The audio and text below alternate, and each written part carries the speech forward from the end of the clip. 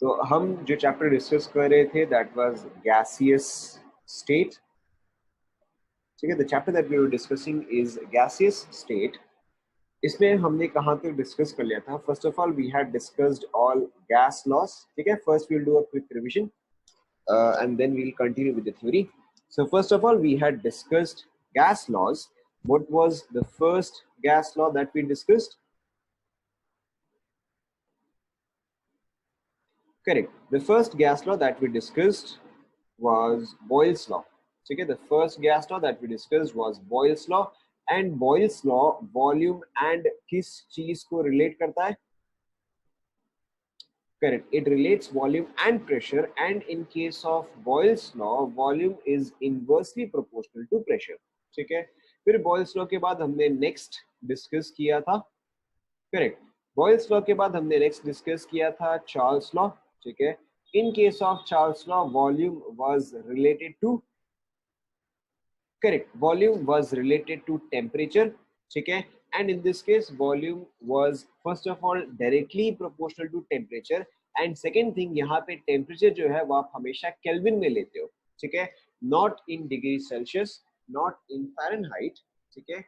In Kelvin. Just one second. If you are not able to hear me, use the connect audio or something. ठीक है. One second, just connect audio or something. Okay, so I hope everybody is there. Can all of you hear me? पता भी किस चलेगा. Can all of you hear me? All of you can. ठीक है. ठीक है. So we'll continue. Okay. So we'll continue. So first was Boyle's law, second was Charles law. उसके बाद क्या था बताओ?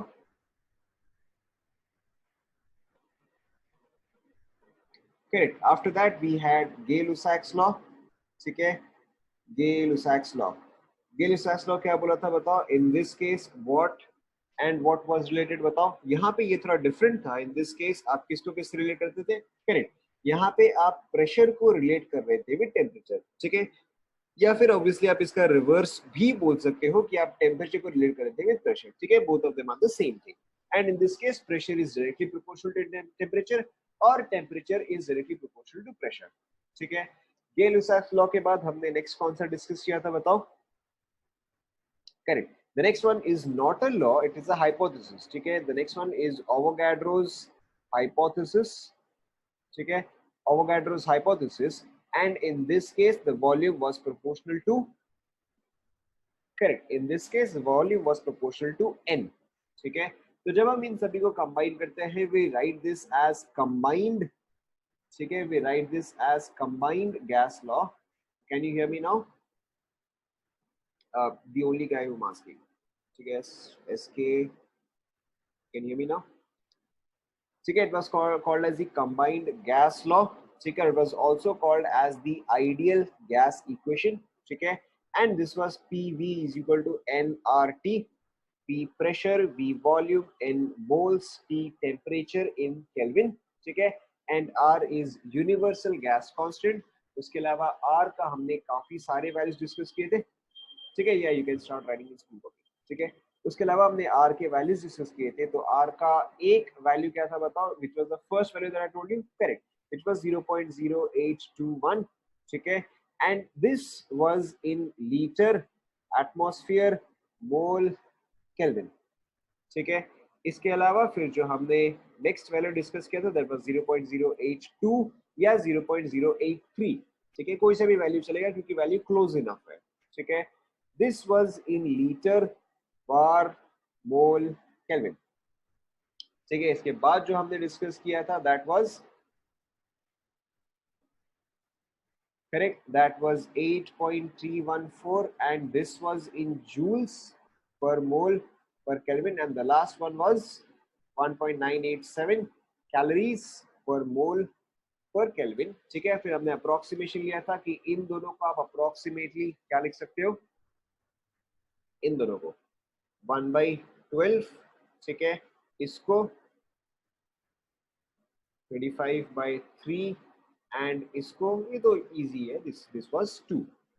आई गेस सभी को ध्यान में आ रहा है, ठीक है। So after discussing ideal gas law, after discussing ideal gas law we had discussed Dalton's law of partial pressure, ठीक है।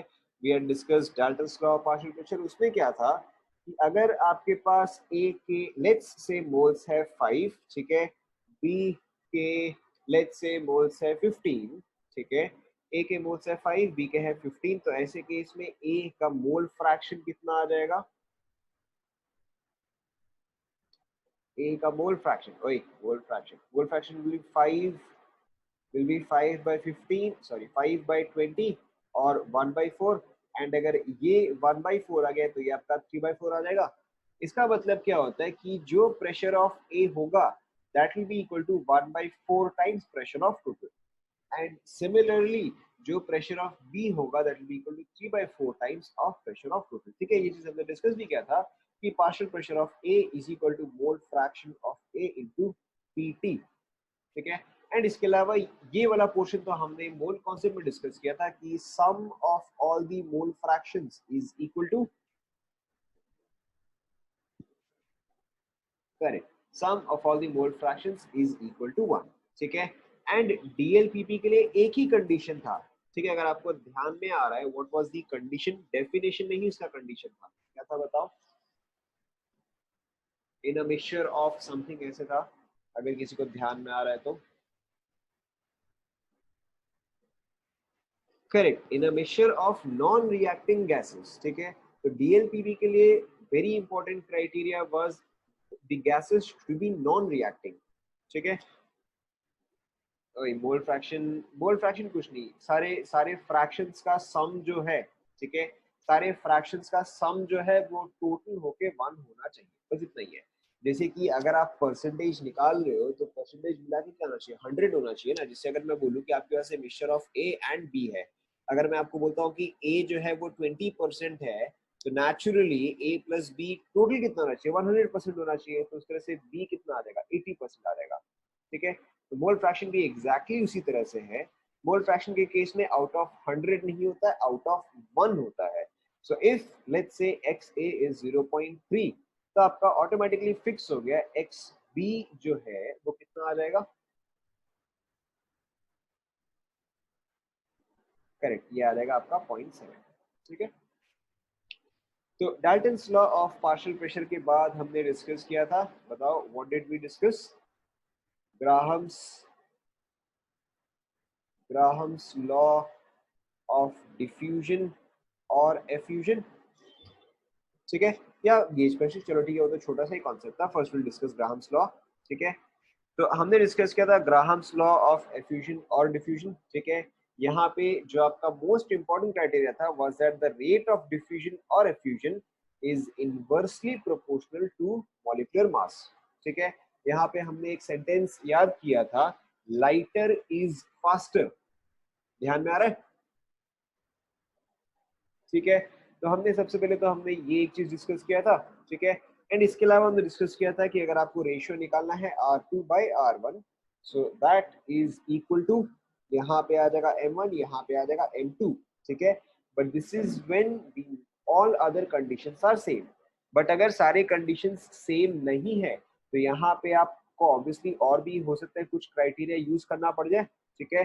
सो क्राइटेरिया और the values that can be present here can be pressure of 1, sorry यहाँ पे 2 है ना, तो यहाँ पे pressure of 2 by pressure of 1 आएगा, ठीक है।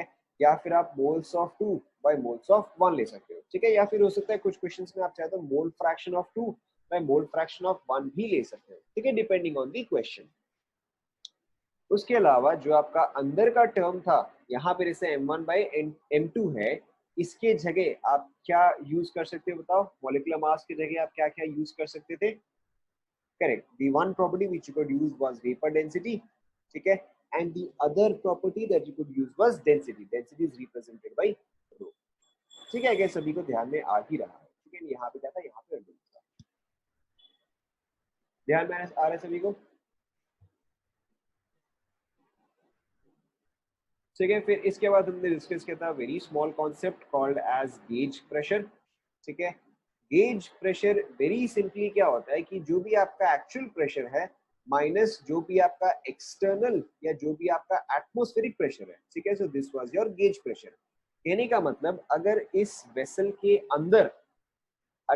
वेसल के अंदर प्रेशर इज 5 एटमॉस्फेयर, तो अगर आपके पास एक मेजरिंग है, अगर आपके पास एक गेज है, तो ये मुझे वैल्यू क्या दिखाएगा, ये मुझे दिखाएगा 4 atmosphere. By because 5 atmosphere minus 1 atmosphere external pressure, तो मेरा नेट जो आ जाएगा या गेज प्रेशर जो आएगा दैट बी 480। ध्यान में आ रहा है सभी को?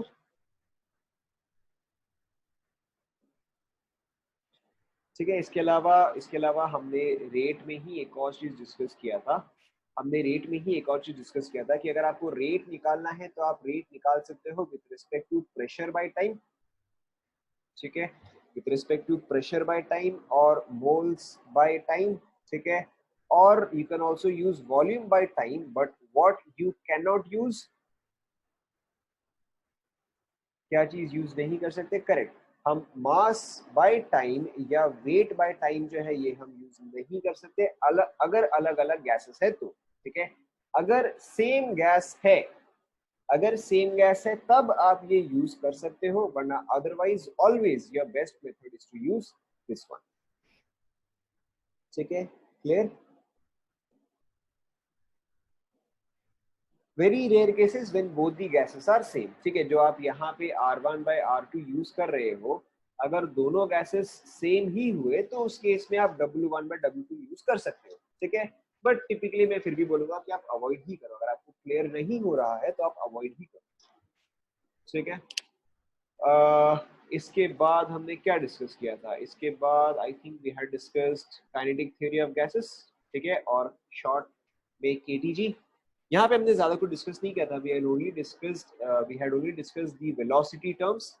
हमने 3 वेलोसिटी टर्म्स डिस्कस किए थे, ठीक है। The first one we was v most probable, the second one was v average, ठीक है, and the third one was v RMS, ठीक है। एंड मैंने आपको फिर इसका मेथड भी बताया था याद रखने के लिए। बी मोस्ट प्रोबेबल में 2 है तो यहाँ पे आ जाएगा √2RT/m, ठीक है। यहाँ पे एक कंडीशन था कि m आप किस यूनिट में लोगे, करेक्ट, यहाँ पे एक ही कंडीशन था कि m जो है वो आप केजी में लोगे। एंड अगर आप m केजी में ले रहे हो तो उसके हिसाब से आप r का वैल्यू भी क्या लोगे, राइट। अब यहाँ पे यूज करोगे जूल वाला टर्म दैट इज 8.314, ठीक है। या फिर जब आप रफ में कैलकुलेशन करोगे in that case it would be 25/3, ठीक है। उसके अलावा हमने डिस्कस किया था आरएमएस के पास है 3 alphabets, this will B 3RT/m। बाकी ये सारे condition exactly same. And v average is in between that is 8/pi RT/m complete under, ठीक है। This is your complete revision. I think हमने गैसेस स्टेट में इतने डिस्कस किया, कोई कॉन्सेप्ट छूट गया क्या? कोई कॉन्सेप्ट छूटा नहीं ना?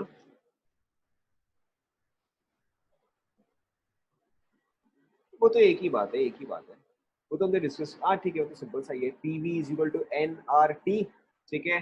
फिर हमने इसको यूज किया था PV is equal to weight by molecular weight RT, या फिर weight by volume is density, so density is equal to PM/RT, ठीक है। ये भी आपने कर ही लिया था, ठीक है। So I think will continue, theory जो है वो इतना ही पार्ट है, will continue. So will continue with KTG. Eudiometry mole concept का पार्ट है, eudiometry is not a part of gases state, ठीक है। Eudiometry is a part of mole concept, but ठीक है, हमने इन केस को डिस्कस तो कर ही लिया है।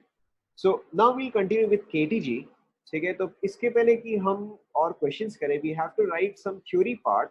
तो पहले आप कुछ थ्योरेटिकल पार्ट लिखते हैं, उसके बाद will discuss the questions and the explanations. आप नेक्स्ट कंटिन्यू करो in KTG only, kinetic theory of gases, इसी में हम कंटिन्यू कर रहे हैं, ठीक है। इसमें आप लिखो postulates of kinetic theory of gases,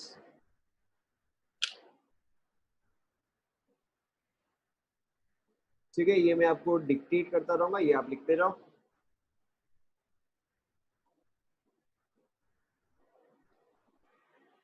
ready? Dictation start करूं?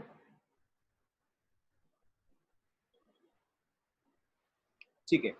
So kinetic theory of gases के पोस्टुलेट्स का मतलब एक तरह से थ्योरी होता है या एक तरह से अजम्पशन होता है, ठीक है। You can take either of these, doesn't matter. So KTG postulates of kinetic theory of gas. The first postulate is, ठीक है, the first postulate is gases are composed of molecules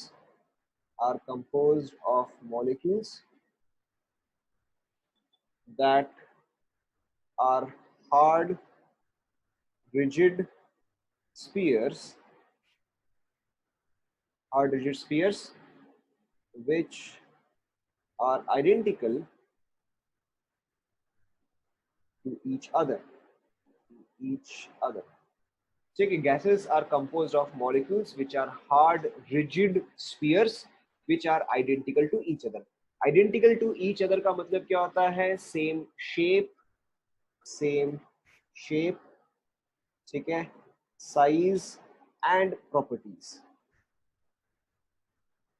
ठीक है, प्रॉपर्टीज यानी कि मॉलिक्यूलर मास हो गया या colour हो गया या फिर एनीथिंग एल्स। ठीक है, this is your first postulate. Gases are composed of molecules that are hard rigid spheres which are identical to each other. यानी कि अगर आपने ऑक्सीजन गैस लिया है तो ऑक्सीजन का हर एक मॉलिक्यूल जो है वो एक दूसरे के बराबर होगा। ठीक है, so this is your first postulate. या फिजिकल प्रॉपर्टीज यानी कि बॉइलिंग पॉइंट, मेल्टिंग पॉइंट। लिख लिया?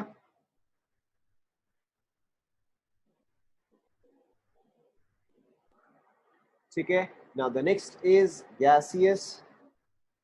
molecules gaseous molecules are constantly in random motion in random motion in all directions and doesn't affect gravity doesn't affect the motion of gaseous molecules and gravity doesn't affect the motion of gaseous molecules। ठीक है, ये obviously आपको पता है कि gas molecules जो है वो कॉन्स्टेंटली इन मोशन है। ठीक है, and what is this constant random motion called? किसी को तो पता ही होगा। What is constant random? आपको हो सकता है ये वर्ड से याद आ जाए। What is constant random zigzag motion known as? हाँ, correct. This is also known as Brownian motion. ठीक है, और this is also known as Brownian movement. ये आपको याद रखना है, ठीक है, ये कई बार काम आएगा। ब्राउनियन मूवमेंट या ब्राउनियन मोशन एक ही बात है। ठीक है, ब्राउनियन मूवमेंट और Brownian motion is constant random zigzag motion. ठीक है, कांस्टेंट रैंडम जिगजैग मोशन। लिख लिया?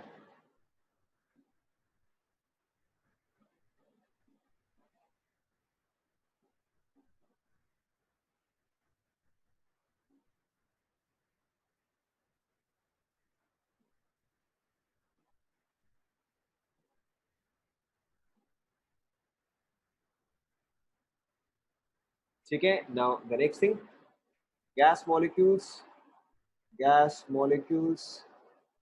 constantly collide with one another। gas molecules constantly collide with one another and एक सेकंड रुको, पहले मेरा लिखूं फिर मैं जाकर स्कोर करूंगा। and with the walls of the container।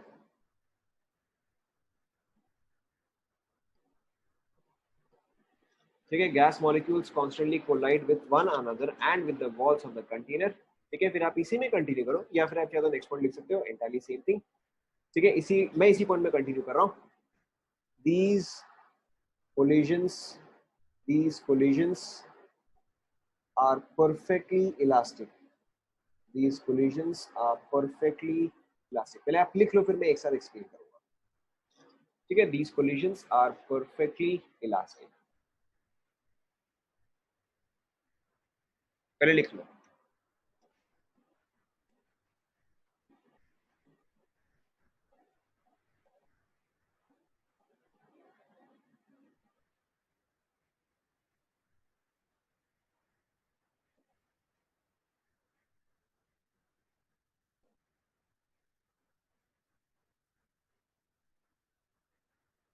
बता रहा हूँ, पहले आप लिख लो, पहले आप सारे पॉइंट्स लिख लो, फिर मैं एक साथ बता दूंगा।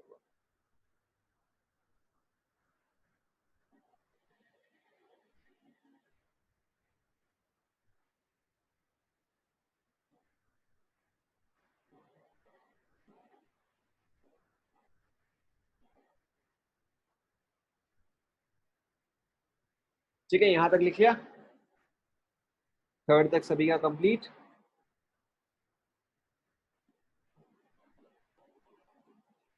ठीक है, उसके बाद फिर fourth point, pressure of a gas is because of is because of ठीक है, आप लिखते जाओ, is because of these molecular collisions with walls of container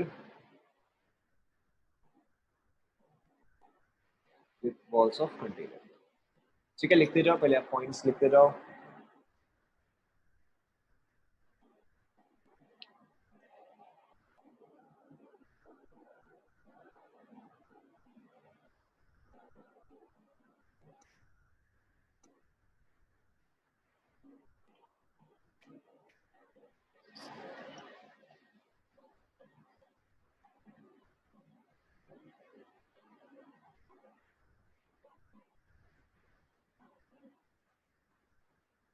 लिख लिया?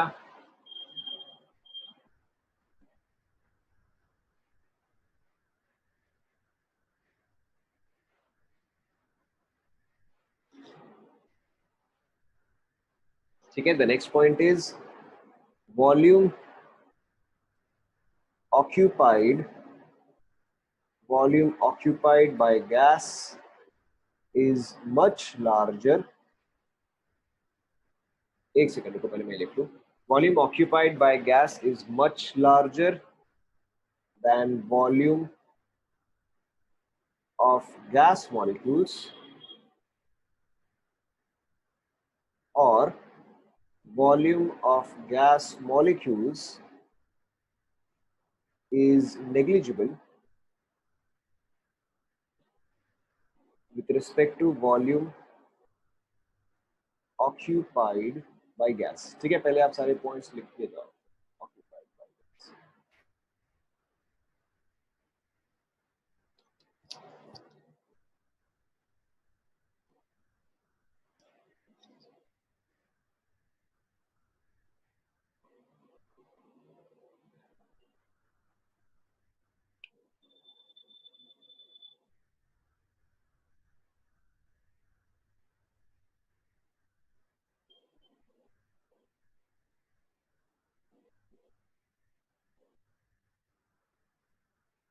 Volume occupied by gas is much larger, बता रहा हूँ, volume occupied by gas is much larger than volume occupied by gas molecules। ठीक है, और volume of gas molecules is negligible with respect to volume occupied by gas। with respect to, वो UST नहीं है, वो WRT है, with respect to। ठीक है, देखो पॉइंट नंबर 1 फटाफट। Pressure exerted on the walls of the container, yes। Pressure of a gas is because of the molecular collisions with walls of the container।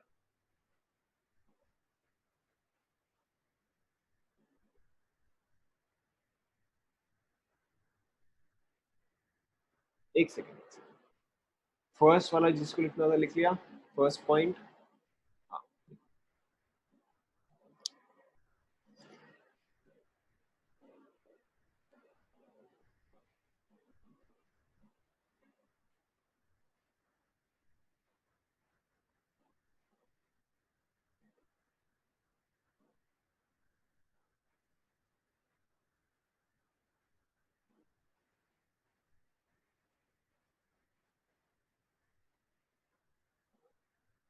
लिख लिया यहां तक सभी ने?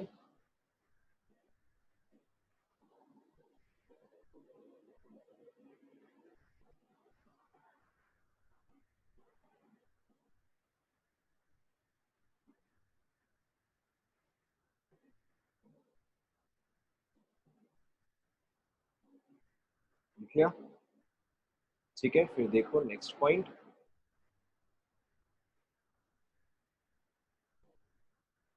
Next point is molecular interactions या molecular forces are negligible, molecular forces are negligible or negligible, ठीक है।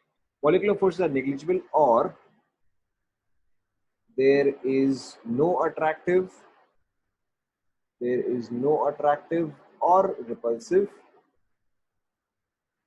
there is no attractive or repulsive forces between the molecules of an ideal gas, between the molecules of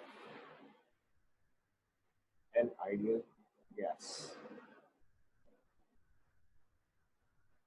complete कर लो।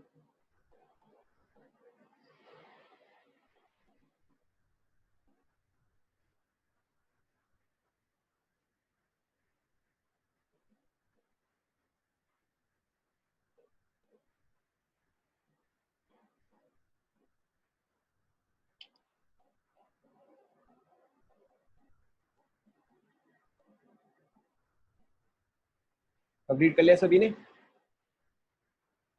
Yes, अभी के लिए हम जो भी डिस्कशन करेंगे वहां पे हम यही एज्यूम करेंगे कि all gases are ideal gases. सारे पॉइंट्स सभी ने लिख लिए, डिस्कशन स्टार्ट करें, ठीक है। सो अभी के लिए आपको क्या समझना है कि ये सारे जो है ये सारे अजम्पशन है, ये सारे अजम्पशन है का मतलब क्या होता है कि we have to assume all of this is true, ठीक है। क्यों है उसे फर्क नहीं पड़ता, ठीक है। अभी के लिए हमें ये मान के चलना पड़ेगा कि ये चीज जो है ये सच है, ठीक है। एंड इसके बेसिस पे ही, इसके बेसिस पे हम आगे बढ़ेंगे, ठीक है। So right now there is not a question of why is this so, ठीक है, ये चीज है। तो अभी आप ये समझो कि यहाँ पे हर एक पॉइंट का मतलब क्या होता है। जैसे कि देखो जो आपका फर्स्ट पॉइंट है, the first point says gases are composed of molecules, ठीक है, which are hard rigid spheres.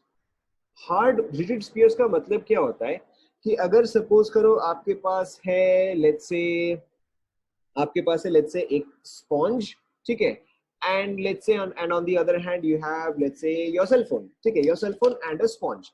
तो अगर आप एक स्पॉन्ज को कंप्रेस करोगे तो स्पॉन्ज जो है उसका शेप चेंज होगा, ठीक है, या स्पॉन्ज जो है वो डिफॉर्म हो सकता है, ठीक है। बट अगर आप अपने फोन को दबाओगे तो वो डिफॉर्म नहीं होगा, वो रिजिड है, ठीक है, वो ब्रेक कर जाएगा लेकिन वो डिफॉर्म नहीं होगा। So whenever something can not deform, whenever something cannot deform it is called as rigid, ठीक है।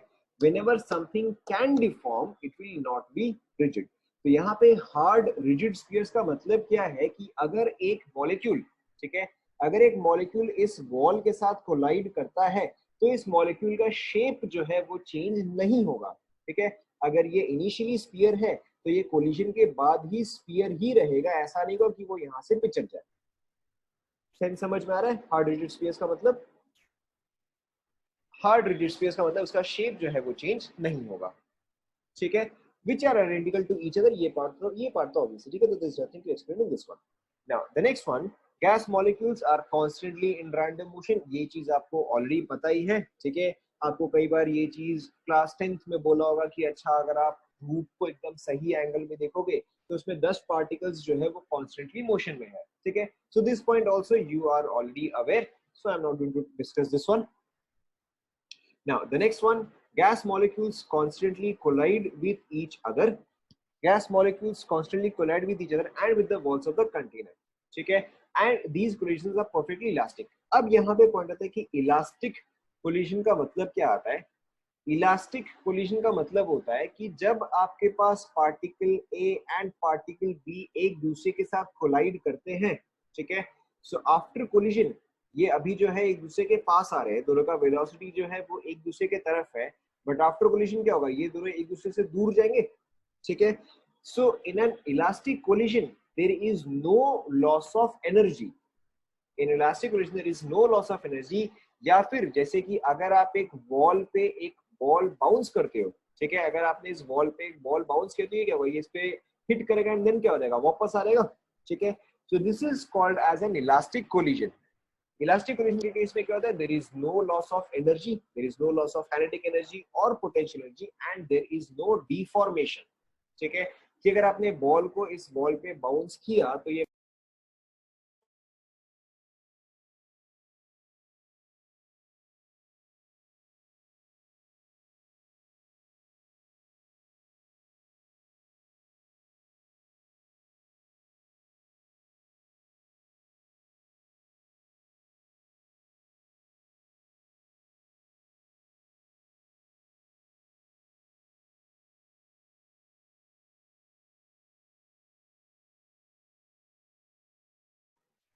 okay, so I think I got discontinued. I think I got disconnected. We'll continue. अब आ रहा है ना सबको आवाज? ठीक है, बीच में डिस्कनेक्ट हो गया, whatever. So in an elastic collision what happens is, बता रहा हूँ.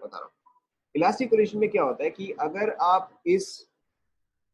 आप इस बॉल पे एक बॉल को बाउंस करते हो, ठीक है, तो ये क्या होगा, ये इस पे हिट करेगा and then this will bounce back. ठीक है, ऑब्वियसली आप यहाँ पे ये एक्सपेक्ट कर रहे हो कि इसका शेप जो है वो नहीं बिगड़ेगा. ठीक है, for example you guys play football और for example you guys play basketball. ठीक है, तो वो बॉल जो है वो continuously up and down bounce कर रहा है. ठीक है, you bounce it off the other players, you bounce it off the ground. ठीक है, लेकिन फिर भी क्या एक्सपेक्टेशन है कि वो बॉल का शेप जो है वो एज इट इज ही रहेगा. So this is called as an elastic collision. In an elastic collision, the ball does not lose kinetic energy, the ball does not lose potential energy, and the ball does not get deformed. Okay, so these are all the properties of an elastic collision. समझ में आया ना? ठीक है, elastic collision is basically an ideal collision कि कुछ भी नहीं हुआ. ठीक है, सब कुछ जो है वो एज इट इज ही रहेगा. समझ में आया ना? Point number one, hard rigid spheres.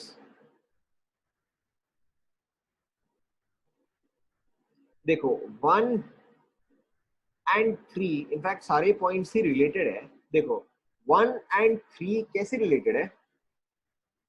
अगर अगर कोई चीज हार्ड है या रिजिड है, ठीक है, yes, if this is hard and rigid, ठीक है, this is hard and rigid, यानी कि इसका मतलब क्या, आप इसको कितना भी पीटो, ठीक है, या आप इसको कितना भी हिट करो, ये चीज जो है ये चीज डिफॉर्म नहीं होगा. दिस विल रिमेन स्फेरिकल, ये चीज जो है अपना शेप को रिटेन करेगा. तो this is hard and rigid. For example iron, ठीक है, आयरन जो है वो रिजिड होता है, आप उसका शेप को चेंज नहीं कर सकते. ठीक है, एंड अगर आप उसका शेप को इजीली चेंज नहीं कर सकते तो इसका मतलब क्या है, if two rigid bodies collide with each other, ठीक है, if two rigid bodies collide with each other, तो ना ही इसका शेप चेंज होगा, ठीक है, ना ही इसका शेप चेंज होगा. एंड अगर कोई भी लॉस ऑफ एनर्जी नहीं है, तो इसका मतलब क्या होगा कि after bouncing back they will retain their own shape. आप इसको ऐसे समझो ना, आप इसको ऐसे समझो कि अगर एक फुटबॉल जो है वो दूसरे फुटबॉल के साथ कोलाइड करता है, ठीक है, सो आफ्टर कोलिजन, ठीक है, does the shape of football deform. ठीक है, फुटबॉल अगर कोलिजन के पहले राउंड था, ठीक है, जब उसको प्लेयर्स इतना लात मारते हैं, उसको इतना गोल करते हैं, या वो कहीं पर भी हिट करता है, डज इट्स शेप चेंज?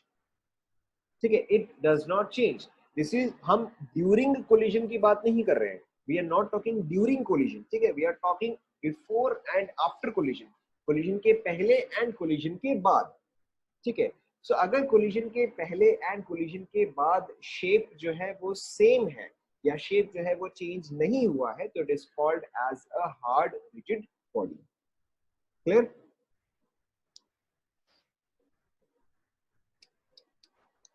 ठीक है, so this is how first point and third point are related. Hard rigid spheres do not undergo deformation. ठीक है, एंड यहाँ पर भी देखो आपका पॉइंट क्या है, यहाँ पर भी देखो आपका पॉइंट क्या है, all collisions are perfectly elastic. Why? Because they are not losing energy and because they are not deforming. समझ में आया ना?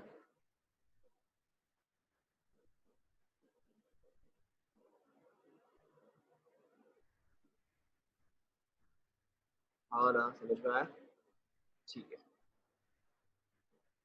आगे बढ़ते next, the pressure of a gas is because of molecular collisions. This point is very obvious, this point is very obvious कि ये जो है ये वॉल ऑफ अ कंटेनर है, ठीक है। सपोज करो मैंने इस पे कोई भी एक मेजरिंग, मैंने कुछ भी एक मेजर करने के लिए एक इंस्ट्रूमेंट लगाया हुआ है, ठीक है। तो अब इस वॉल पे प्रेशर है, ये कैसे होता है? Because this molecule is constantly colliding with the wall, ठीक है। जो गैस के बहुत सारे मॉलिक्यूल्स होते हैं वो कॉन्स्टेंटली इस वॉल के साथ कोलाइड कर रहे हैं, इसलिए मैं यहाँ पे कुछ भी एक प्रेशर का रीडिंग जो है वो देख पा रहा हूँ। अगर ये दोनों मॉलिक्यूल आपस में कोलाइड करेंगे, अगर ये दोनों मॉलिक्यूल आपस में कोलाइड करेंगे तो उससे यहाँ पे रीडिंग से कोई फर्क नहीं पड़ेगा, ठीक है। यहाँ पे चाहे इनफाइनाइट मॉलिक्यूल्स आपस में कोलाइड करे, उससे प्रेशर का रीडिंग नहीं आएगा। प्रेशर का रीडिंग कब आएगा? जब ये गैस मॉलिक्यूल जो है वो with the walls of the container collide करे, ठीक है। Is this clear? yes, these postulates are assumed to be true। Clear? जैसे कि हम अजम्पशन लेते हैं कि अज्यूम 1 लीटर या अज्यूम 1 kg, ये भी जो है ये एग्जैक्टली उसी तरह से ही है, ठीक है। यहाँ पे आपको सिर्फ इतना ही पॉइंट ध्यान में रखना है कि pressure of a container is because of collision of gas molecules with the walls of the container, very important, with the walls of the container, ठीक है।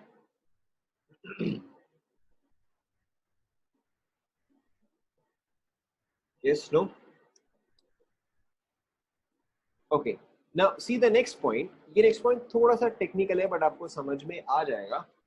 The volume occupied by a gas, yes yes yes, हम यहाँ पे सिर्फ ideal gases का case ही discuss कर रहे हैं, ठीक है। Now the next point is slightly technical but देखो आपको समझ में आ जाएगा। The volume occupied by a gas, the volume occupied by a gas is much larger then volume of gas molecules. Difference देखो, वॉल्यूम ऑक्यूपाइड बाय एक जगह है gas molecules, एक जगह है सिर्फ गैस, ठीक है। तो आपको क्या दिया हुआ है कि गैस जो वॉल्यूम ऑक्यूपाई करे that is much larger then gas molecules. अब देखो यहाँ पे इसका मतलब क्या होता है कि सपोज करो जो चीज आपने बेसिक स्टैंडर्ड 9-10 में पढ़ा होगा, ठीक है, आपने बेसिक स्टैंडर्ड 9-10 में पढ़ा होगा कि सॉलिड्स, ठीक है, solids have fixed shape and fixed volume, ध्यान में आ रहा है, ठीक है। लिक्विड्स, लिक्विड्स के केस में क्या होता है बताओ? लिक्विड्स के केस में they do not have fixed shape, ठीक है, but their volume is fixed। and what about in case of gases? in case of gases neither shape, ठीक है, nor volume is fixed, ठीक है। गैसेस के case में क्या होता है कि आप उसको जितना वॉल्यूम दोगे वो उतना ही ज्यादा वॉल्यूम जो है वो ऑक्यूपाई करता जाएगा, ठीक है। ये तो सभी को ध्यान में आ रहा है,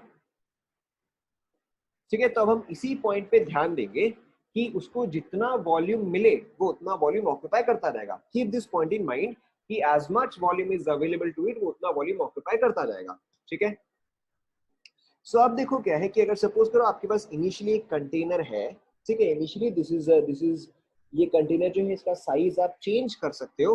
so initially this container has this amount of gas, ठीक है, initially this container has this amount of gas. तो अब अगर मैं इस कंटेनर को एक्सपैंड करूं, अगर मैं इस कंटेनर को एक्सपैंड करूं without adding more gas, container का मैंने साइज इंक्रीज किया, किसी भी तरह से इंक्रीज हुआ, डज नॉट मैटर, ठीक है। कंटेनर का मैंने साइज किया without adding gas from external source, ये चीज नहीं है, जो गैस अंदर में था वही गैस ही है, ठीक है। तो अब ये गैस मॉलिक्यूल जो है वो तो सिर्फ यहाँ पे नहीं रहेगा, ये गैस मॉलिक्यूल क्या है, ये तो पूरा वॉल्यूम ऑक्यूपाई करेगा, समझ में आ रहा है ना, ठीक है। अब अगर सपोज करो मैं इसका शेप को और इंक्रीज करूं, ठीक है, तो अगेन अब ये जो है ये तो और भी स्प्रेड आउट करेगा, राइट,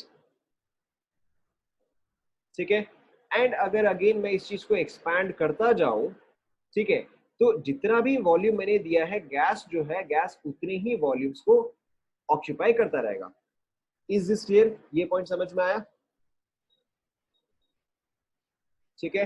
तो अब देखो यहाँ पे इस चीज का सेंस क्या बनता है, अब देखो यहाँ पे इसका सेंस क्या बनता है, डेंसिटी डेंसिटी ऑब्वियसली डिक्रीज करता रहेगा।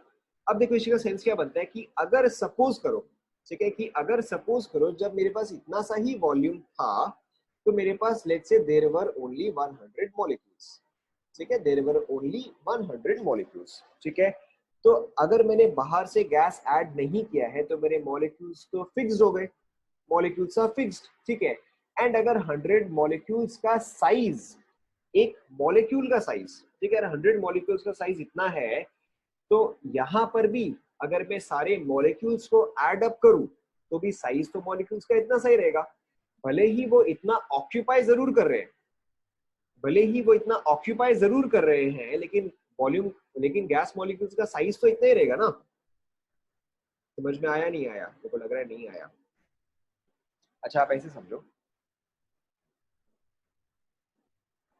ठीक है, आप इसको ऐसे समझो कि आ, रुको, आप इसको कैसे समझ सकते हो एज,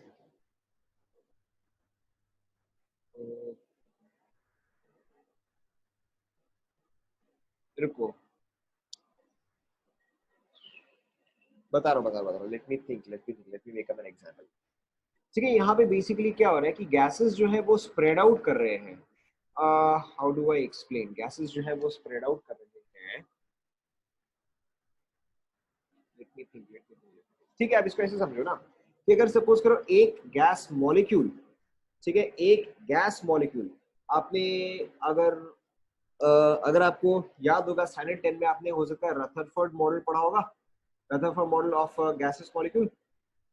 सबको नहीं समझ में है, सुन लो एक और बार। ठीक है, पढ़ा है नहीं पढ़ा है? ठीक है, उसमें अगर आपको ध्यान में है, अगर आपको ध्यान में, तो आपने क्या पढ़ा होगा कि size of an atom, size of an atom, कोई बात नहीं कोई बात नहीं, size of an atom is of the order of 10 to the power minus 10 metres. पढ़ा है नहीं पढ़ा है? ठीक है, चलो कोई बात नहीं कोई बात नहीं कोई बात नहीं। Size of a molecule is, size of a molecule और size of an atom is approximately 10 to the power minus 10 metres. ठीक है, ये सब आप याद रख लो, ये सब आप याद रख लो। ठीक है, ये होता है साइज ऑफ अ मॉलिक्यूल। तो अगर मेरे पास, ठीक है, तो अगर मेरे पास लेट्स से,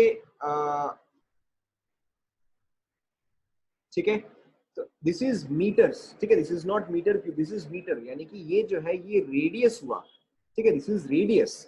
एंड अगर हमने जस्ट फर्स्ट पॉइंट में क्या लिया कि gases are spheres, hard rigid spheres. ठीक है, तो एक स्फीयर का वॉल्यूम आप कैसे लोगे बताओ? अगर आपको रेडियस दे दिया गया तो आप स्फीयर का वॉल्यूम कैसे लोगे? 4/3 पाई r क्यूब, है ना?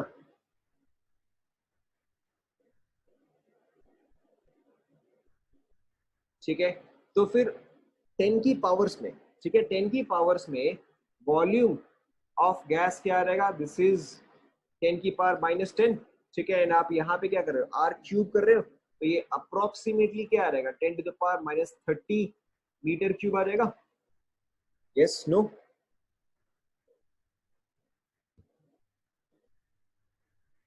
ठीक है, so volume of one gas molecule is 10 to the power minus 30 metre cube, this is one gas molecule. तो अगर मैंने 1 मोल भी ले लिया, अगर मैंने 1 मोल ऑफ मॉलिक्यूल्स भी ले लिया तो भी volume of gas molecules, volume of gas molecules ये कितना हो जाएगा? This is 6 into 10 power 23 into 10 to power minus 30, तो ये मेरा आ गया 10 to power minus 7 metre cube. ठीक है, चलो अगर मैं इसको लीटर में भी कन्वर्ट करता हूं तो भी ये कितना आ जाएगा? 10 to the power minus 4 litre आ जाएगा। ठीक है, या this is practically 0.1 ml। Check करो एक बार, ये आप सभी को समझ में आया?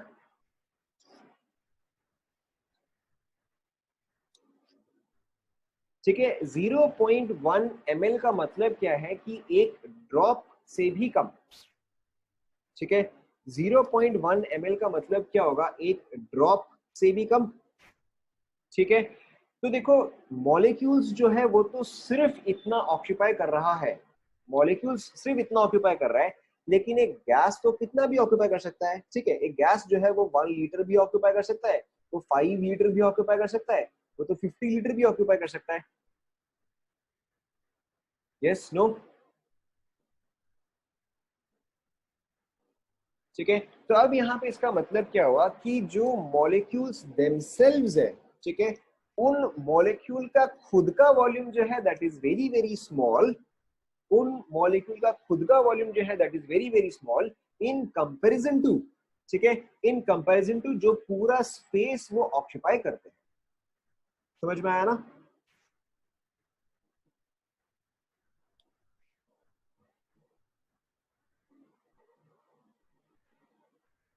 ठीक है, सो दिस इज लाइक अगर देखो, अगर टाइटली पैक्ड होगा तो एक बेंच में 3 बच्चे होंगे, ठीक है। अगर ओके ओके पैक्ड होगा तो एक बेंच में एक बच्चा बैठेगा। लेकिन अगर एक क्लास में सिर्फ एक ही स्टूडेंट है, ठीक है, एक क्लास में अगर एक ही स्टूडेंट है तो एक स्टूडेंट का खुद का वॉल्यूम जो है वो बहुत ही कम है, लेकिन वो जो ओवरऑल स्पेस ऑक्यूपाई कर रहा है, ठीक है, that is much larger than what his own volume is. अब क्लियर हुआ ना? ठीक है, तो उसी तरह से गैस मॉलिक्यूल्स का वॉल्यूम एंड गैस का वॉल्यूम, ठीक है, there are different quantities. Gas molecules का वॉल्यूम यानी कि उस स्फीयर का वॉल्यूम कितना है, एंड गैस का वॉल्यूम यानी कि वो स्फीयर इफेक्टिवली कितना ऑक्यूपाई कर रहा है। ठीक है,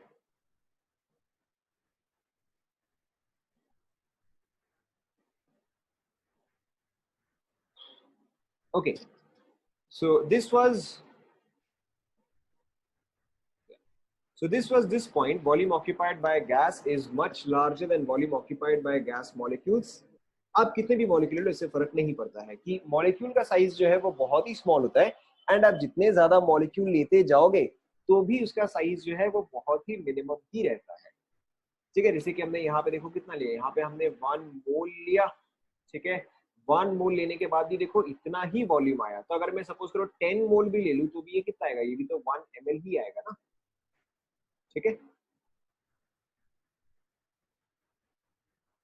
अगेन यहाँ पे कुछ भी नहीं था, पॉइंट इतना ही था कि the volume occupied by gas molecules is negligible. ठीक है, उसके अलावा कुछ खास डिटेल है भी नहीं यहाँ पे। And finally molecular forces are negligible और देयर इज नो अट्रैक्टिव और repulsive forces between molecules of an ideal gas. ठीक है, ये चीज हमें अज्यूम करना पड़ता है एज ट्रू। ठीक है, we have to start with this assumption कि बेसिकली जैसे कि अगर आप दो मैग्नेट्स को आसपास रखोगे, ठीक है, अगर सपोज करो this is magnet A, this is magnet B, magnet A का ये नॉर्थ पोल है, मैग्नेट बी का ये साउथ पोल है, तो ऐसे केस में इन दोनों के बीच में क्या होगा, अट्रैक्शन होगा।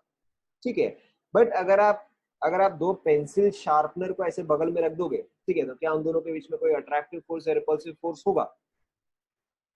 ठीक है, दो मैग्नेट्स के बीच में तो चलो होगा, बट अगर आप सिंपली दो पेंसिल रखते हो या दो पेन रखते हो या दो शार्पनर रखते हो तो उन दोनों के बीच में कोई भी अट्रैक्टिव या रिपल्सिव फोर्स नहीं होगा। ठीक है, तो in exactly the same way molecules of an ideal gas molecules of an ideal gas do not exert any attractive or repulsive forces on each other। is this clear? ठीक है, clear to all? Okay, तो आपको ये सारे points जो है ये एकदम परफेक्टली मेमोराइज रहे, दिस इज नॉट रिक्वायर्ड। ठीक है, आपको सिर्फ उसको यूज करना आना चाहिए। यूज करना आना चाहिए मतलब कि अगर आपको सपोज करो कभी ट्रू एंड फॉल्स में दे दे या ये पूछ ले कि which of these are correct, ठीक है, लेट्स से कि अगर आपको ये पूछ ले कि which of these are correct में सपोज करो आपको दो ही ऑप्शन दिया है, ठीक है, for example molecules of an alkyl gas exert attractive force, molecules of an alkyl gas do not exert any force। तो क्या आ जाएगा बताओ? ऑन वन अनदर क्या आ जाएगा? करेक्ट, इस केस में आपका सेकंड ऑप्शन आ जाएगा कि molecules do not exert any force on one another. ठीक है, या फिर सपोज करो अगर आपको ऐसा क्वेश्चन पूछे कि the pressure of a gas is because of internal collisions और collisions with the walls of the container, तो फिर क्या आ जाएगा? ठीक है, तो आपको ऑब्वियसली यहाँ पर भी समझ में आ गया कि the pressure of a gas is not because of internal collision, it is because of collision with the wall. तो आपको ये पॉइंट्स परफेक्टली याद हो, नॉट नेसेसरी, ऑब्वियसली सीबीएसई के लिए आपको याद होना चाहिए, बट अदरवाइज आपको सिर्फ इसका सेंस जो है वो समझ में आना चाहिए। यहाँ तक all clear? Okay, so we'll continue। Now there is one derivation that you have to do, slightly complicated है but हो जाएगा, no big deal। सो इस डेरिवेशन का देखो, सबसे पहले यहाँ पे कुछ पॉइंट्स क्या क्या है कि वी टेक, एक सेकेंड देखो, फिफ्थ पॉइंट क्या था भाई? फिफ्थ पॉइंट ये volume.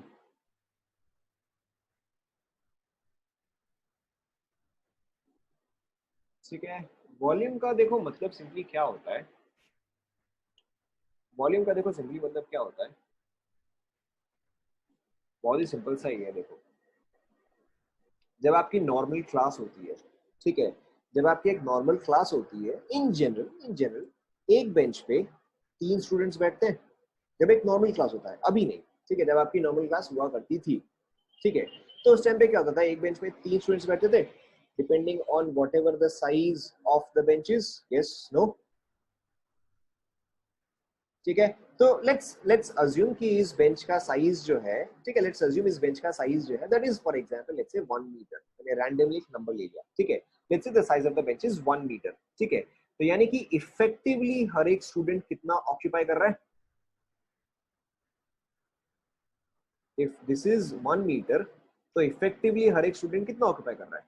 Correct, so every student is occupying 1/3। ठीक है, एंड अगर 3 के बेंच पे 4 बैठ जाए, ठीक है, तो उस केस में क्या होता है कि अब तो और जगह नहीं होने वाला है। Yes, no? ठीक है, 3 के बीच में अगर 4 बैठ जाए तो फिर अब तो चौथे वाले को जगह नहीं होने वाला है। ठीक है, सो द पॉइंट इज कि हर एक पर्सन जो है वो 1/3 ऑफ अ मीटर जो है वो ऑक्यूपाई करता है इन this case, and in this case it is perfectly packed. ठीक है, या फिर आपको मिनिमम इतना जगह तो चाहिए ही चाहिए। ठीक है, अब लेकिन यहीं पर ही आपका एग्जाम आ जाए, ठीक है, यहीं पर ही आपका एग्जाम आ जाए, तो क्या एग्जाम में एक बेंच में 3 लोग बैठते थे? ठीक है, नहीं, एग्जाम टाइम पे जो है एक बेंच पे 3 लोग नहीं बैठते थे। ठीक है, एग्जाम टाइम पे हो सकता है कि आपका क्या अरेंजमेंट रहा होगा, हो सकता है 2 people sit on a bench, ठीक है, और may be 1 person can sit on 1 bench. समझ में आ रहा है सभी को? ठीक है, तो अब देखो, अब इसका मतलब क्या हुआ कि इन this case effectively, in this case effectively 1 person is occupying, effectively in this case 1 person is occupying. अरे कितना? ठीक है, 0.5। ठीक है, and effectively in this case 1 person is occupying, correct, in this case it is occupying 1। ठीक है, ये 1 या ये 0.5 जो है, ये इस पर्सन का वॉल्यूम नहीं है। ठीक है, this is not the volume of this person, this is simply reflecting कि वो कितना इफेक्टिवली ऑक्यूपाई कर रहा है। ठीक है, तो अब ये चीज तो इनफाइनाइट हो सकता है। ठीक है, ये आप इस बेंच का साइज तो कितना भी बढ़ाते जा सकते हो, एंड आप जितना ज्यादा बेंच का साइज इंक्रीज करते जाओगे, ठीक है, उतना ही ज्यादा effectively every single will be occupying. समझ में आ रहा है ना? ठीक है, और अगर मैं यहीं पे इसका साइज जो है मैं बहुत ही इंक्रीज कर दूं कि बेंच जो है वो 1 किलोमीटर का हो गया, ऑब्वियसली होगा तो नहीं, बट अगर बेंच जो है वो 1 किलोमीटर हो गया, तो the volume that you require, ठीक है, और your volume with respect to 1 kilometre is negligible. समझ में आ रहा है ना? ठीक है, तो गैसेस के केस में भी एग्जैक्टली यही है कि गैसेस का खुद का वॉल्यूम जो है वो बहुत ही कम है। ठीक है, गैस का खुद का वॉल्यूम जो है वो बहुत ही कम है in comparison to the container in which they are present. Clear हुआ ना? Moving on, so we have to do one quick derivation. ठीक है, we have to do one quick derivation. Again derivation जो है ये आपका केटीजी का ही है। ठीक है, now in this what we are assuming, in this what we are assuming कि a gas is trapped in a cube, a gas is trapped in a cube shaped container। इस क्यूब का dimension जो है that is L length, breadth and height. ठीक है, इसके अंदर obviously बहुत सारे गैस मॉलिक्यूल्स होंगे, इसके अंदर बहुत सारे गैस मॉलिक्यूल्स होंगे, but we are taking this gas molecule in particular. ठीक है, आप कोई सा भी गैस मॉलिक्यूल ले सकते हैं, डज नॉट मैटर, हमने इस पर्टिकुलर गैस मॉलिक्यूल को लिया लिया है। ठीक है, इसके अलावा आपको यहाँ पे और जरूरत होगा एक्सिस। ठीक है, लेट्स से this is your x axis, let's say this is your y axis and this is your z axis, यानी कि ये आपका हो गया, अच्छा मैं यहाँ से कर दूंगा, this is your x, this is your y, ठीक है, and this is your z। ठीक है, अब ऑब्वियसली आप फिजिक्स तो काफी कुछ पढ़ ही चुके हैं, फिजिक्स में आपने वेक्टर जो है वो आपने कंप्लीट कर लिया है। अगर आप कभी भी पोजीशन शो करते हो तो पोजीशन के लिए आप 3 वेक्टर यूज करते हो, x vector, y vector and z vector. And उसी तरह से वेलोसिटी के लिए भी आपको 3 वेक्टर चाहिए, because velocity can be in x direction, y direction और जेड डायरेक्शन। तो सिमिलरली ये मॉलिक्यूल, ठीक है, this molecule which is in constant random motion in all directions. ध्यान में रखना अजम्पशन, यहाँ पे आपका अजम्पशन जो है वो काम आता है, क्योंकि बिना अजम्पशन के हम आगे नहीं बढ़ सकते। So this molecule which is in constant random motion in all direction, इसका वेलोसिटी आप कैसे लिखोगे? इसका वेलोसिटी क्या रहेगा? V x i cap plus v y j cap plus v z k cap, ऐसे कुछ आएगा।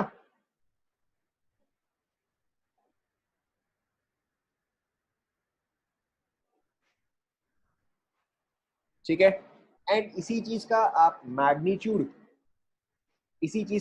मैग्नीट्यूड कैसे लिखते हो कि velocity square is equal to v x square plus v Y square plus v Z square. क्योंकि यहाँ पे मैंने स्क्वायर ही रखा है तो इसमें मैंने यहाँ पे भी इसको स्क्वायर रखा है, या फिर आप क्या कर सकते हो, आप यहाँ पे अंडर रूट कर सकते हो। Yes no? ठीक है, पहले आप यहाँ तक कंप्लीट कर लो। ठीक है, यहाँ पे अभी तक मैंने कुछ भी अज्यूम नहीं किया है, so far we have not assumed anything. ठीक है, सिर्फ इतना ही है कि a box of dimensions L L and L, ठीक है, बाकी कोऑर्डिनेट एक्सिस, हमने अभी तक इतना ही अजम्पशन किया। स्टार्ट करो, यहाँ तक के लिए आप लिख लो।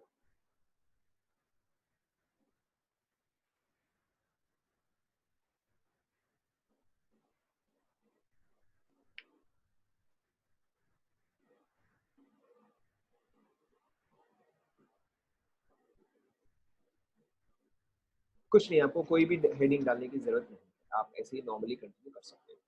v इज, नहीं, v इज वेलोसिटी, यहाँ पे v इज वेलोसिटी।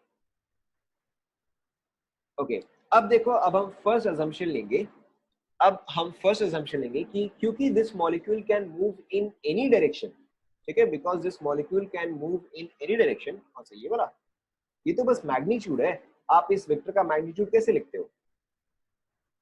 अगर आपके पास कोई भी एक वेक्टर है, let's say you have a vector p, ठीक है, its magnitude is a x cap या a i cap plus b j cap. तो इसका आप मैग्नीट्यूड कैसे लिखते हो? Under root of a square plus b square. ठीक है, ये भी एग्जैक्टली सेम चीज ही है। Okay, so now we will take the first assumption कि क्योंकि ये मॉलिक्यूल किसी भी डायरेक्शन में जा सकता है एंड हर डायरेक्शन में इसका मूवमेंट जो है वो बराबर है, कि ये एक्स डायरेक्शन में भी हो सकता है, ये वाई में भी हो सकता है, या फिर ये जेड में भी हो सकता है। तो इसलिए यहाँ पे हम फर्स्ट अजम्पशन क्या लेंगे कि v x is equal to v y is equal to v z. ठीक है, कि अगर ये एक्स डायरेक्शन में 10 मीटर पर सेकंड के साथ जाता तो ये वाई में भी 10 मीटर पर सेकंड के साथ ही जाएगा, एंड ये जेड में भी 10 मीटर पर सेकंड के हिसाब से ही जाएगा। Is this clear? This is our first assumption. Yes no? ठीक है, तो पहला पॉइंट जो हुआ वो ये हुआ। ठीक है, एंड इसको देखते हुए इसमें क्या चीज क्लियर नहीं हुआ? यहाँ पे कुछ नहीं, यहाँ पे हमारा फर्स्ट अजम्पशन स्टार्ट हुआ। Assumptions you have to take it as true, वरना फिर आप आगे कैसे बढ़ोगे? ठीक है, so we have to assume that this is true. So looking at this and looking at this, ठीक है, यहाँ पे स्क्वायर नहीं है, स्क्वायर होगा तो फिर ये अंडर रूट जो है वो हट जाएगा। ठीक है, तो looking at this, v square will be equal to vx square plus vy square plus vz square. Yes, velocity in x, y, z are same. ठीक है, तो अब यहाँ पे since x and y and z आर सेम, तो यही चीज आपका कैसे कन्वर्ट हो जाएगा? This is equal to vx square plus vx square plus vx square. देखो समझ में आया?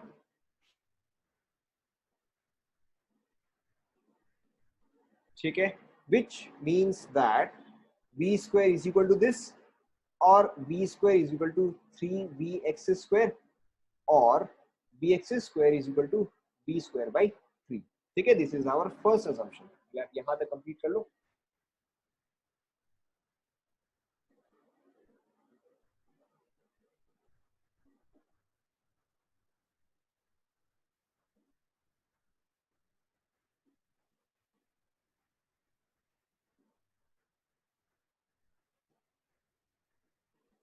सभी ने यहां तक लिख लिया?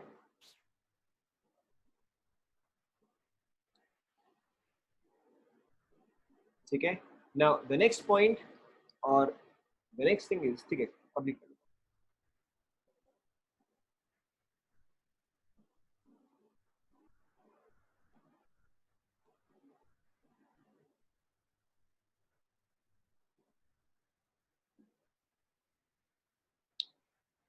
Okay, so the next point is, ठीक है, द नेक्स्ट पॉइंट इज, जैसे कि अगर आप फिजिक्स में स्टार्ट करते आए हो कि at time t is equal to 0 particle कहाँ पे था, फिर at time t is equal to t कहाँ पे है, एग्जैक्टली उसी तरह से। So what we are going to start here is, this wall is called as the left, this is the right, top, bottom, back and front। ठीक है, तो अभी के लिए हम जो स्टार्ट कर रहे हैं, अभी के लिए हम जो स्टार्ट कर रहे हैं, हम ये अज्यूम कर रहे हैं कि ये मॉलिक्यूल जो है वो लेफ्ट वॉल से निकला है। ठीक है, this molecule is starting from the left wall, ठीक है, and it is going towards the right wall. It has started from the left wall going towards the right wall. ठीक है, तो इन दिस केस मैं इसको रफली यहाँ पे बना रहा हूँ, this is your left wall, this is your right wall. ठीक है, now what is the distance between the left wall and the right wall? जो भी आपको डायमेंशन दिया गया है उसके हिसाब से left wall and right wall में डिस्टेंस कितना है? Correct, the distance between the left wall and the right wall is small l। ठीक है, as per our diagram, as per our diagram. And since this is our x direction, and since this is our x direction, तो जो मेरा molecule यहां से start किया है, जो मेरा मॉलिक्यूल स्टार्ट किया है वो जो है उसका वेलोसिटी क्या होगा? vx होगा। क्यों? क्योंकि मैं सिर्फ x डायरेक्शन ही काउंट कर रहा हूं, हाँ ना?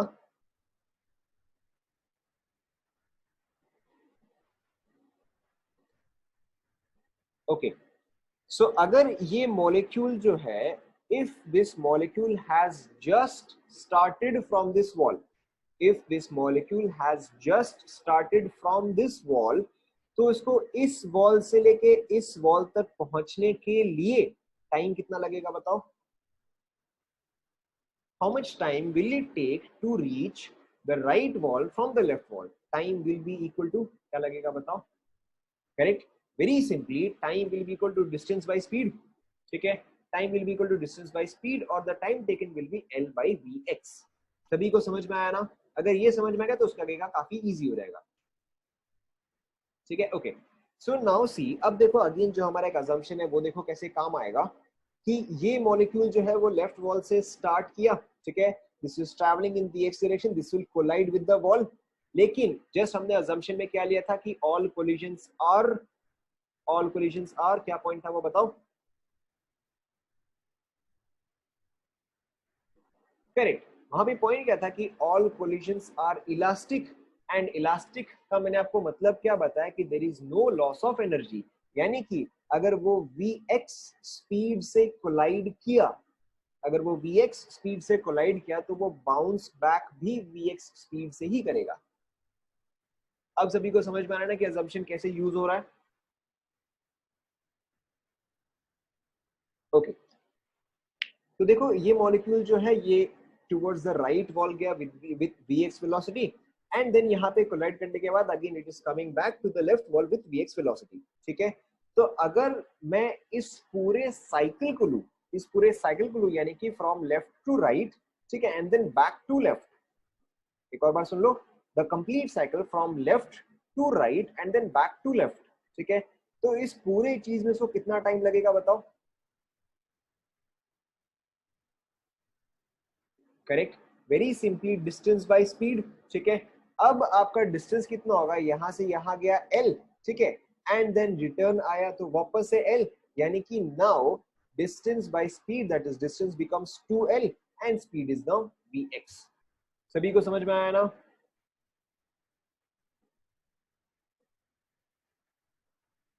ठीक है, यहां तक पहले आप कंप्लीट कर लो। ठीक है ना, वो ये जो मैंने यहाँ पे टाइम लिखा है, ये टाइम क्या है? Time for molecule, time for molecule to return, to return to same position, to return to same position। ठीक है, सेम पोजीशन लिखो या सेम वॉल लिखो। डेरिवेशन कुछ भी नहीं है, डेरिवेशन कुछ भी नहीं है। देखो बहुत ही सिंपल सा ही है कि अगर आप सपोज करो आप पॉइंट ए से पॉइंट बी जा रहे हो, ठीक है, आप पॉइंट ए से पॉइंट बी जा रहे हो, पॉइंट ए से पॉइंट बी का डिस्टेंस जो है that is let's say 100 kilometre, ठीक है। एंड अगर आप चला रहे हो with the speed of 50 kilometre per hour, ठीक है, आप पॉइंट ए से पॉइंट बी का डिस्टेंस इज 100 किलोमीटर, आप ड्राइव कर रहे हो with at the speed of 50 kilometre per hour, तो आपको पॉइंट ए से पॉइंट बी पहुंचने में कितना टाइम लगेगा? Naturally 2 hours. आपने क्या किया? डिस्टेंस बाय स्पीड, ठीक है। एंड अगर आप पॉइंट ए से पॉइंट बी जाते हो एंड बिना रुके आप वापस पॉइंट ए आते हो, ठीक है, तो डिस्टेंस कितना हो जाएगा? डिस्टेंस जो है वो आप सिंपली ट्वाइस करोगे, ठीक है, डिस्टेंस जो है आप सिंपली ट्वाइस करोगे, 100 इंटू 2 करोगे, एंड टाइम कितना हो जाएगा? डिस्टेंस का वेलोसिटी। यहाँ पर भी देखो एग्जैक्टली वही चीज है कि the distance is L, but क्योंकि अब आप जाके वापस आ रहे हो, ठीक है, तो इसलिए आपका डिस्टेंस जो है वो क्या हो गया? वो 2l हो गया, एंड वेलोसिटी जो है वो आपका vx ही रहा। Clear to everyone? लिख लो फटाफट।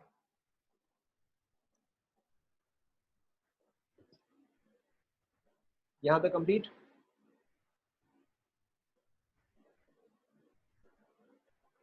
कर लो, कंप्लीट कर लो।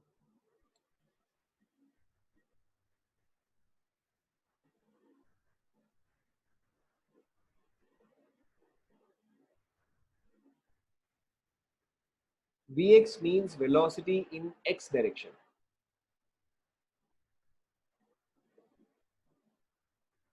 ठीक है, आगे बढ़े। ओके, आगे बढ़ते हैं, ठीक है। नाउ प्रेशर का आप सभी ने ये वाला फॉर्मूला पढ़ा है, pressure is equal to force by area. Yes, no, पढ़ा है नहीं पढ़ा है? बहुत डिफिकल्ट, ठीक है, आप सभी ने पढ़ा है, ठीक है। And force is equal to, force का इक्वेशन इज वेरी डिफिकल्ट, ठीक है। Force is equal to mass, ठीक है, force is equal to mass into acceleration. And यहाँ पे भी एरिया बचा है, मैं यहाँ पे भी इसको एरिया का टर्म को जो है एज इट इज लिख रहा हूँ, ठीक है। एंड देन अगेन आपने फिजिक्स में एकदम बेसिक्स में पढ़ा होगा कि velocity is equal to dx by dt, ठीक है। And a is equal to,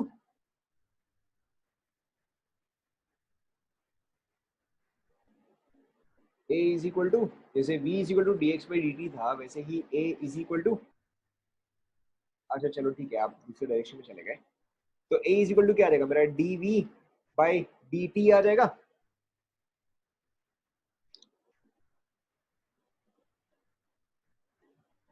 ठीक है। a जो है वो मेरा dv बाई dt आ जाएगा। तो देखो मेरा ये एंटायर एक्सप्रेशन जो है, ये एंटायर एक्सप्रेशन जो है, this will be equal to m into dv by dt divide by a।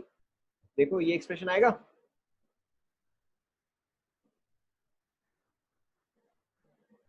ये एक्सप्रेशन आएगा, ठीक है। अब यहाँ पे देखो आपको सिर्फ एक ही पॉइंट समझना है, okay, so now I have to understand only one point. Now is velocity, velocity बोलो, स्पीड नहीं बोलो, ठीक है, is velocity a scalar or a vector? Velocity scalar or vector, ठीक है, आप सभी को ऑब्वियसली पता है कि वेलोसिटी इज अ वेक्टर, ठीक है। तो यानी कि एक वेक्टर के केस में क्या होता है? Vector has direction. डायरेक्शन का मतलब क्या हुआ कि अगर सपोज करो मैंने आपको दिया this is a vector of magnitude 5, ठीक है, this is a vector of magnitude 5 and this is a vector of magnitude 5, are these vectors equal? ठीक है, आपने पढ़ा होगा equal vectors, null vectors, unequal vectors, parallel, anti parallel.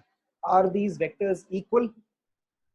ठीक है, these are not equal vectors, ठीक है, these are not equal vectors, ठीक है। तो उसी तरह से देखो, अगर मेरा वेलोसिटी जो है अगर वो vx इस डायरेक्शन में है, ठीक है, एंड अगर मेरा वेलोसिटी vx इस डायरेक्शन में है, दोनों का मीनिंग जो है, दोनों का meaning has to be different, yes no? ठीक है, तो यानी कि क्या है, अब क्योंकि मैं ऑलरेडी डायरेक्शन ले रहा हूं, तो I can write in the x direction as plus vx, ठीक है, and in the negative x direction as minus vx, yes no? ठीक है, तो अगर यहां से यहां तक का मैं चेंज निकालूं, या यहां से यहां तक का मैं चेंज निकालूं तो कितना चेंज होगा बताओ? वही चेंज, क्या कर रहे हो? करेक्ट। अगर मैं यहां से यहां तक जाऊं या मैं यहां से यहां तक जाऊं, दैट इज अगर मैं -3 से लेके 3 तक जाऊं, ठीक है, अगर मैं -3 से लेके 3 तक जाऊं तो क्या होगा, इस डिस्टेंस का डबल हो जाएगा। ठीक है, तो उसी तरह से अगर मैं यहां पर देखूं, ठीक है, यहाँ पे देखो plus v x and minus v x हम क्यों ले रहे हैं?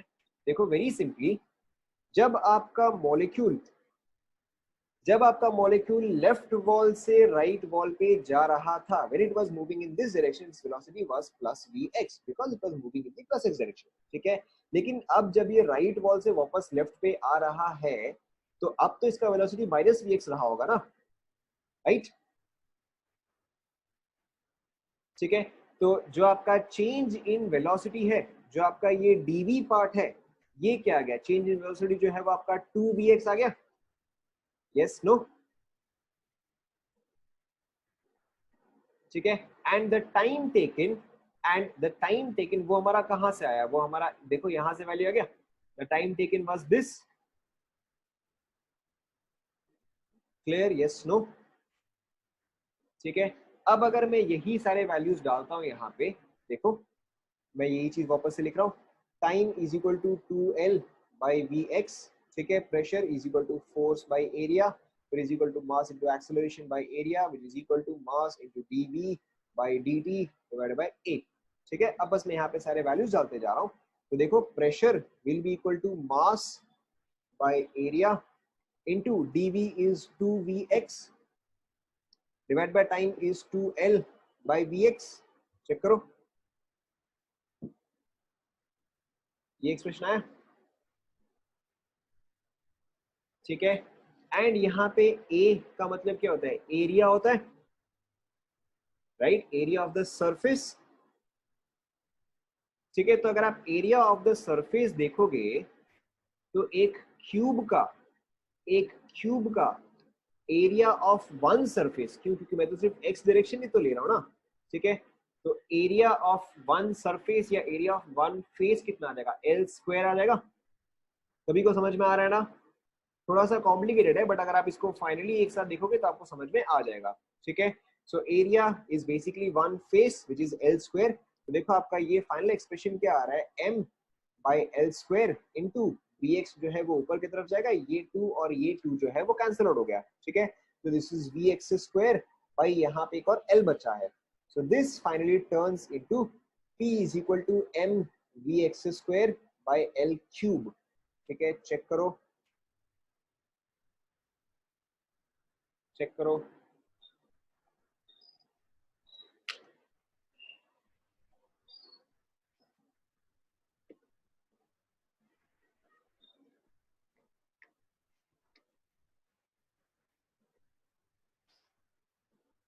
डन?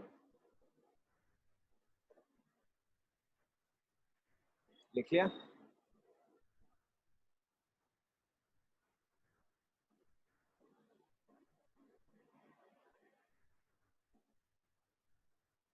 कुछ नहीं, कौन सा वाला? This is 1, this is 2, this is 3, कौन सा? And this is let's say 4, कौन सा?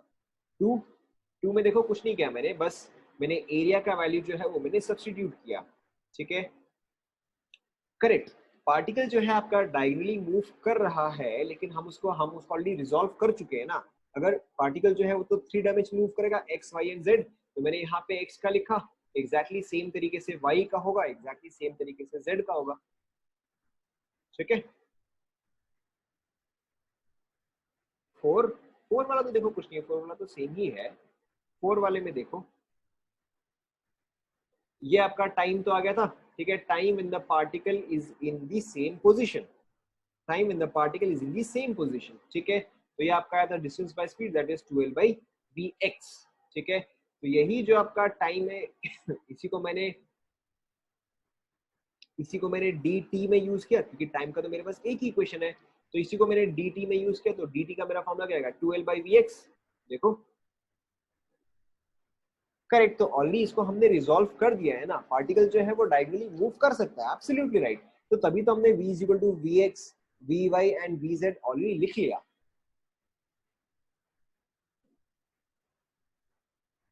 ठीक है, तो जैसे हम यहाँ पे x के टर्म्स में लिख रहे हैं वैसे एग्जैक्टली y के टर्म्स में भी आएगा।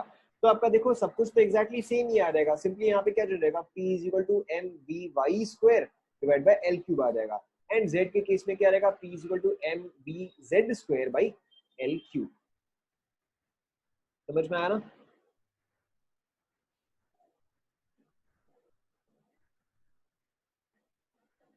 ठीक है, सो यहाँ तक कंप्लीट हुआ, यहाँ तक सभी ने लिख लिया।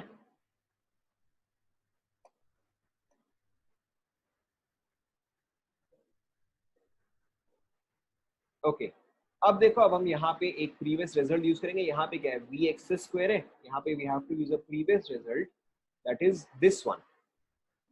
Derivation is not very important, but ठीक है, आपको मुझे ये लिखवाना तो चाहिए चाहिए। ठीक है, this is not very important but आपको ये पता होना चाहिए ना। देखो v x square is v square by 3।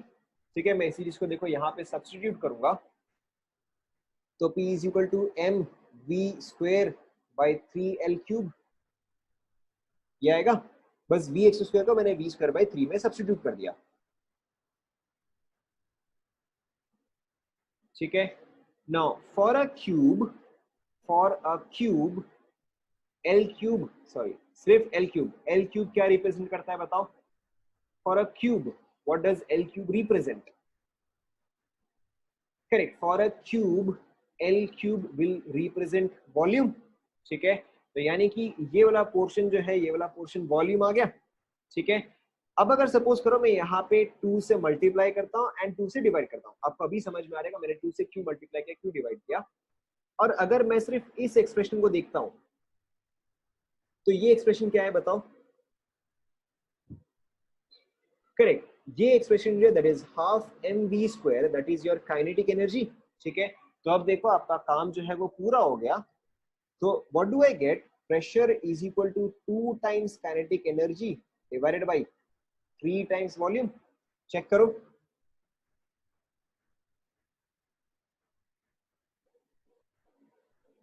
ये आया। ठीक है, और फाइनली आफ्टर इतनी मेहनत करने के बाद आपका फाइनल फॉर्मूला आ गया, और kinetic energy is equal to 3/2 pressure into volume. ठीक है, इस फॉर्मूले को निकालने के लिए हमने इतना डेरिवेशन किया। ठीक है, कंप्लीट कर लो। 3 टाइम्स वॉल्यूम, क्योंकि यहाँ पे तो ऑलरेडी यहाँ पे 3 था ना। ये देखो, 1 सेकेंड देखो, देखो आपका लास्ट क्वेश्चन क्या था, p is equal to M v x square by L cube. आपने वी एक्स स्क्वायर को सब्सटीट्यूट किया, m v square by 3 into l cube. आपने एल क्यूब को जो है वॉल्यूम डाला, तो ये 3 इंटू वॉल्यूम आया।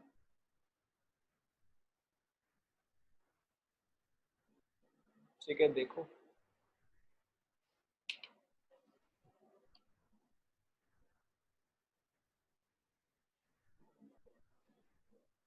अरे वही तो बता रहा हूँ, यहाँ पे आपका वी एक्स स्क्वायर था, यहाँ पे अब सिर्फ v है, यहाँ पे अब वी एक्स स्क्वायर नहीं है।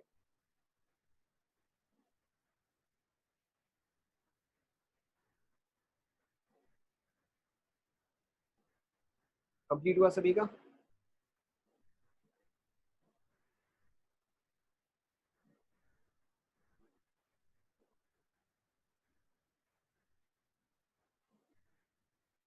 अच्छा, तो अब देखो आपका फाइनल इक्वेशन क्या आया। करेक्ट, हमेशा आपको क्यूब नहीं दिया रहेगा, एब्सोल्युटली राइट, एब्सोल्युटली राइट। लेकिन अगर आपको क्यूब नहीं दिया रहता, सपोज करो अगर आपको क्यूबॉइड देता, length into breadth into height, ठीक है, तो भी देखो आपका फाइनली फर्क नहीं पड़ता। आपका फाइनली फर्क क्यों नहीं पड़ता? क्योंकि देखो वैसे केस में जो ये डिस्टेंस ट्रैवल करता, ठीक है, तो वैसे केस में क्या होता कि ये जो डिस्टेंस ट्रैवल करता वो चेंज रहता, जो एरिया है वो चेंज रहता। तो उसी तरह से आपका यहाँ पर जो डिस्टेंस है वो चेंज होता, एंड यहाँ पर जो एरिया है वो चेंज होता। तो फाइनली आप कोई भी डायग्राम लो या कोई भी आप शेप ऑफ वेसल लो, आपका फाइनली नीचे में टर्म जो है वो हमेशा वॉल्यूम ही आएगा। ठीक है,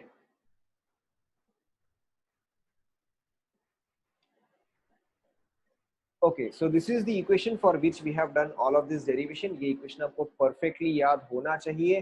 kinetic energy is equal to 3/2 p v, ठीक है, एंड p v is equal to basic equation, p v is equal to क्या होता है बताओ?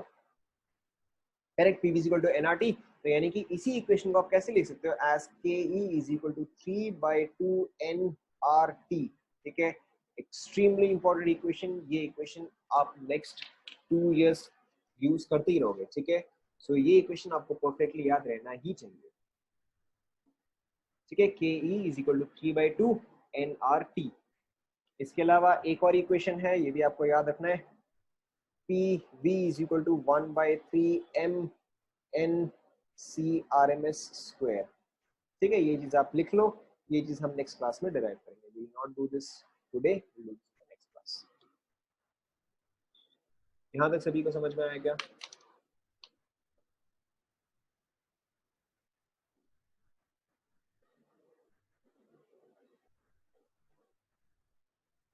ठीक है, ठीक है, आप यहाँ तक ही लिखो, यहाँ तक आप कंप्लीट कर लो। ये वाला फॉर्मूला आप सिर्फ लिख लो। ठीक है, इसका डेरिवेशन हम करेंगे नेक्स्ट क्लास में। इसका derivation will do in the next class. यहाँ तक आप रिवाइज करो। Yes, C R M S square, C का स्क्वायर। ठीक है, C R M S is basically V R M S, velocity R M S, C पे square है। ठीक है, okay, so this is it for today. Revise and we will continue in the next class. Okay, thank you class.